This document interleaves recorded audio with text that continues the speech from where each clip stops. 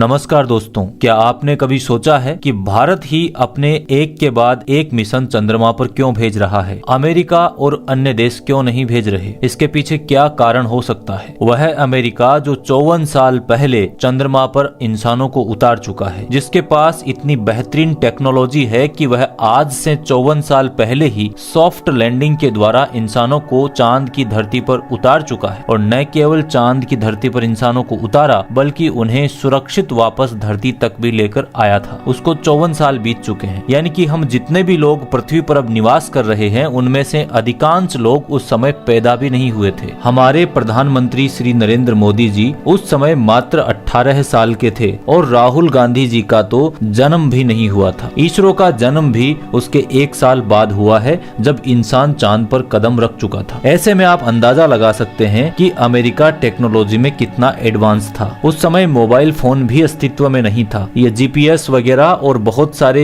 Locations आज के समय में हम देख पा रहे हैं। वह अमेरिका जो टेक्नोलॉजी में इतना एडवांस होने के बावजूद भी आज चांद पर जाने से क्यों डरता है? ऐसे में सवाल तो उठेंगे ही। अमेरिका दुनिया से क्या छुपा रहा है? साथियों, आप सभी यह जो तस्वीर देख रहे हैं, वह चांद की धरती पर उतरे इंसानों की है, जो चांद की धरती पर कदम रखकर अमेरिका का झंडा लगा रहे हैं। जिस तरह से आज चंद्रयान 3 का सफल लॉन्चिंग पूरी दुनिया में चर्चा का विषय बना हुआ है, बिल्कुल उसी तरह 54 साल पहले अपोलो मिशन की लॉन्चिंग ने हर किसी को हैरान कर दिया था। यही वह मिशन था जिसके तहत पहली बार इंसान इस प्लेनेट को छोड़कर बाहर निकला था।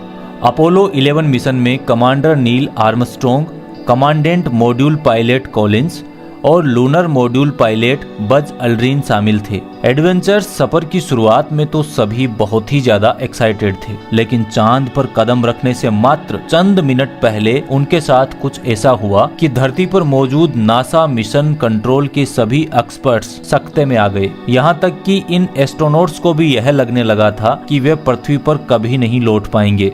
तो आखिर ऐसा क्या हुआ था उनके साथ? चांद की सतह पर उन्हें क्या क्या मुसीबतों का सामना करना पड़ा और कैसे उम्मीद खो देने के बाद भी ये धरती पर सही सलामत वापस आ सके? 16 जुलाई 1969 का दिन था। एक विशालकाय रॉकेट अपोलो 11 को आसमान में उड़ाने के लिए बिल्कुल तैयार खड़ा था। एस्ट्रोनॉट्स भी अपनी तैयारियां पूरी कर चुके थे। पूरी साइंटिस्ट टीम भी बहुत ही ज्यादा एक्साइटेड थी। लॉन्चिंग प्लेस में काफी भीड़भाड़ थी।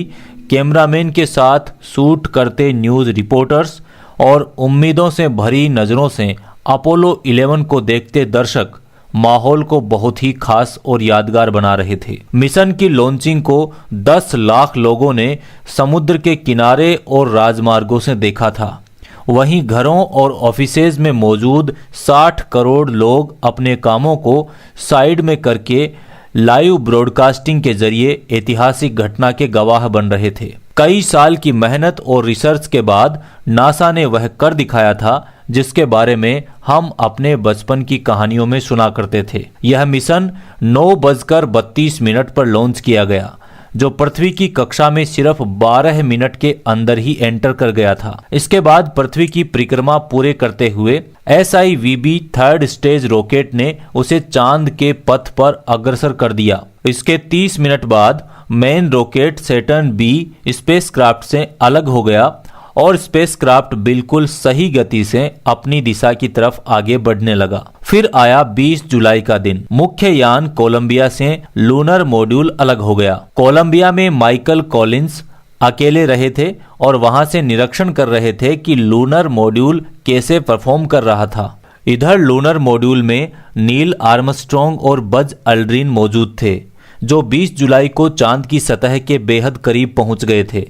तीनों एस्ट्रोनॉट्स 4 दिन के सफर के बाद अपनी दुनिया से निकलकर चांद की इस दुनिया में बहुत उत्साह महसूस कर रहे थे। जब सबको लग ही रहा था कि हर चीज प्लान के मुताबिक चल रही है, तभी तीनों एस्ट्रोनॉट्स को पता चला कि ईगल निर्धारित समय से 4 सेकंड आगे चल रहा है। ईगल उस मॉड्यूल का नाम था जो चंद्रमा की धरती पर उतरने वाला था। तो तीनों एस्ट्रोनॉट्स को यह पता चला कि ईगल निर्धारित समय से 4 सेकंड आगे चल रहा है। हमारे लिए 4 सेकंड का समय भले ही कोई खास इंपॉर्टेंस नहीं रखता हो, लेकिन अंतरिक्ष में हजारों किलोमीटर की स्पीड से चल रहे यान के लिए यह बहुत घातक साबित हो सकता है और उसे डेस्टिनेशन से मीलों दूर पहुंचा सकता था। इन 4 सेकंड का मतलब था कि ईगल निर्धारित की गई जगह पर लैंड नहीं करके कहीं और मीलों दूर उतरने वाला था। अब चंद्रमा की हर जगह यान को उतरने के लायक तो नहीं है। वहां बड़े बड़े गड्ढे और ऊबड़ खाबड़ धरातल से टकराकर यान क्रैश भी हो सकता है। यह ऐसी सिचुएशन आ गई थी कि दोनों एस्ट्रोनॉट्स के पसीने छूटने लगे थे, क्योंकि यहां उन्हें पृथ्वी से हेल्प नहीं मिल सकती थी।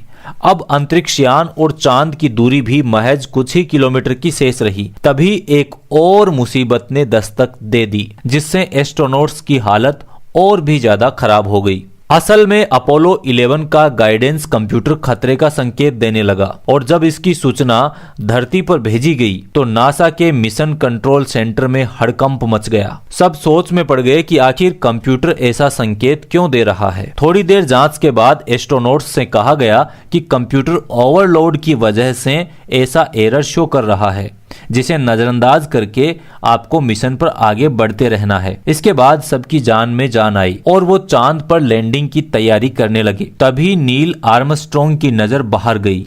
उन्होंने देखा कि ऑटो पायलट कंप्यूटर एक बड़े गड्ढे के पास यान की लैंडिंग करा रहा है। इसके बाद उन्होंने तेजी दिखाई और यान के ऑटोमेटिक सिस्टम को बंद करके यान का कंट्रोल अपने हाथों में ले लिया। फिर उन्होंने ऐसी जगह ढूंढना शुरू किया कि जहां यान को बिना किसी नुकसान के उतारा जा सके। आखिरकार काफी मुश्किलों के बाद चांद पर कदम रखने का समय आ ही गया और 20 जुलाई को 20:17:39 ISD पर ईगल यान की चंद्रमा पर सही सलामत लैंडिंग हो गई। इसके बाद नील आर्मस्ट्रॉन्ग ने लैंडिंग की सूचना कोलंबिया में मौजूद कॉलिंस को दी। चांद पर लैंडिंग के 6 घंटे बाद यानी 21 जुलाई को नील आर्मस्ट्रॉन्ग चांद की सतह पर अपना पहला कदम रखा, जिसकी तस्वीर शेयर करते हुए कहा कि यह इंसान का एक छोटा सा कदम है, लेकिन इंसानियत के लिए बहुत बड़ी छलांग है। उसके बाद दोनों एस्ट्रोनॉट्स अगले 3 घंटे तक चांद की सतह पर अलग अलग एंगल से फोटो खींचे, वहां से पत्थर कलेक्ट किए, मिट्टी के सैंपल उठाए ताकि पृथ्वी पर इन सबको जांच के लिए साथ में लाया जा सके और चांद से जुड़े रहस्यों से पर्दा उठा सकें जो किसी को अभी तक पता नहीं थे। नील आर्मस्ट्रॉन्ग ने अपने यान ईगल की भी तस्वीरें ली थी ताकि उसके लैंडिंग के बाद की सही स्थिति के बारे में जांच की जा सके। चारों तरफ रिकॉर्डिंग की गई। दोनों एस्ट्रोनॉट्स कंगारू की तरह उछलते हुए आगे बढ़ते हुए नजर आ रहे थे। चांद की ग्रेविटी कम होने की वजह से वहां चलना मुश्किल हो रहा था। उन्होंने अपने सारे मकसद को पूरा किया और वहां अमेरिका का झंडा भी फहराया और उसे सैल्यूट भी किया और उसके बाद यूएस प्रेसिडेंट से फोन पर बातें की, जिसे पूरी पृथ्वी पर मौजूद लोग लाइव देख रहे थे। यह बहुत गर्व का माहौल था, जिससे न सिर्फ नासा और यूएसए के सीने चौड़े हुए, बल्कि इससे पूरी दुनिया के इंसानों द्वारा हासिल की गई एक बहुत बड़ी अचीवमेंट के तौर पर देखा गया। यह लाइव प्रसारण कम से कम 60 करोड़ लोगों ने देखा और वो इतने हैरान थे क्योंकि उन्हें अपनी आंखों पर विश्वास नहीं हो रहा था कि चांद पर इंसान पहुंच गया है। सबके मन में उस समय यही चल रहा था कि यह मिशन अब पूरा हो चुका है, लेकिन अभी भी इस मिशन की मुसीबतें खत्म नहीं हुई थी। झंडा फहराकर एस्ट्रोनॉट्स जैसे ही मुड़े, उनके सामने कुछ ऐसा हुआ जिससे उनको लगने लगा कि अब वे चांद पर ही फंस चुके हैं और धरती पर कभी नहीं लौट पाएंगे। असल में कम ग्रेविटी की वजह से अंतरिक्ष यान की फ्यूल पाइप पर प्रेशर बहुत ज्यादा बढ़ चुका था और फ्यूल बहुत ज्यादा ठंडा होकर बर्फ का रूप ले रहा था। फ्यूल पाइप का प्रेशर इतना बढ़ चुका था कि अंतरिक्ष यान कभी भी ब्लास्ट कर सकता था। यह ऐसी स्थिति थी जिससे एस्ट्रोनॉट्स की सांसें समझो रुक सी गई थी। लेकिन एस्ट्रोनॉट्स अपने मकसद में लगे रहे और चांद पर सैंपल वगैरह कलेक्ट करने के लिए घूमते रहे। करीब 2.5 घंटे घूमने के बाद उन्होंने देखा कि अंतरिक्ष यान के पाइप का प्रेशर कम होने लगा है और बर्फ भी पिघलनी शुरू हो चुकी है। इससे उन्हें सुकून महसूस हुआ, लेकिन उनकी यह खुशी भी ज्यादा देर तक नहीं टिक सकी। दरअसल अंतरिक्ष यान के दाहिनी ओर लगा एक स्विच टूटकर नीचे गिर गया था, जिसकी वजह से शॉर्ट सर्किट होकर उस भाग का पावर बंद हो गया था। काफी देर ढूंढने के बाद एल्ड्रिन के हाथों वह स्विच तो लग गया, लेकिन उसे ठीक करना बेहद चैलेंज भरा कार्य था। खैर, जैसे तैसे करके उन्होंने उसे ठीक किया और पृथ्वी पर वापस लौटने के सफर की शुरुआत की। इसके अगले 4 दिन बाद यानी कि 24 जुलाई को अपोलो पृथ्वी पर लौट आया। उसके स्वागत के लिए यूएस प्रेसिडेंट खुद गए थे और एस्ट्रोनॉट्स के सम्मान में पार्टी भी रखी गई थी, जिसमें कई देशों के पावरफुल लोगों को इनवाइट किया गया था। तीनों एस्ट्रोनॉट्स ने कई देशों की यात्रा भी की, जहां से उन्हें बहुत प्यार और सम्मान मिला।